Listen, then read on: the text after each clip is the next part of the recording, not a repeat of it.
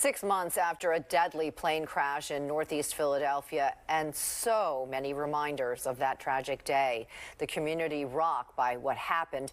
Businesses and people who live there say it's still so sad. Tonight we're hearing from them and from a family directly impacted. Here's our Kelly Rule. While in many ways Cotman Avenue appears business as usual, there are still boarded up windows and closed businesses, a reminder of the magnitude of the crash and the devastation it caused. It looked like a war zone. Ellen Don says she can remember the chilling moments a Learjet fell from the sky near her home along Cotman Avenue near the Roosevelt Mall 6 months ago. She says her home had damage, but the aftermath bothers her most. I thought the neighbors are all gone. Boarded windows are still boarded up, houses are still boarded up, they're still gutting houses and fixing them, and it's never going to be the same. If you still look on the street, you can see the effect. It's still here. Gregory Ott says he feels lucky. This building he owns directly across from where the plane crashed will take another month or two to get back up and running. But his business of 30 years, Ott and Associates Insurance Group, night and day from how it looked in the days after the crash. We redid the walls, the floors, obviously.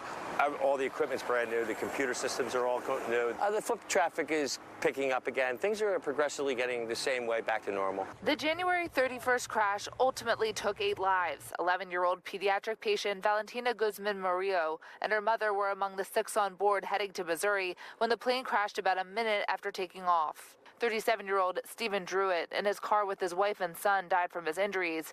In April, his wife Dominique Goods-Burke died from her injuries. To know that he did everything he could to save his wife and his son. So that's who Stephen is. And so he needs to be remembered for the kind, loving father and man that he was. Elijah Druitt, Stephen's uncle, says Stephen's son, 9-year-old Ramses Druitt Vasquez, continues to recover from serious burns at a hospital in Boston. He says his family is working on a foundation set up in Stephen's honor and plans to coordinate a caravan to Ramses for his 10th birthday in October to cheer him on from outside the hospital. I can only imagine the nightmare that he's going through, being 9 and then when he has procedures, he has to be in a sterile environment for 2 weeks at a time, and not even his mother is with him. So the city that he was born and raised in hasn't forgotten about him, and that he's not alone. Back in March, the National Transportation Safety Board released a preliminary report saying the cockpit voice recorder was not recording during the crash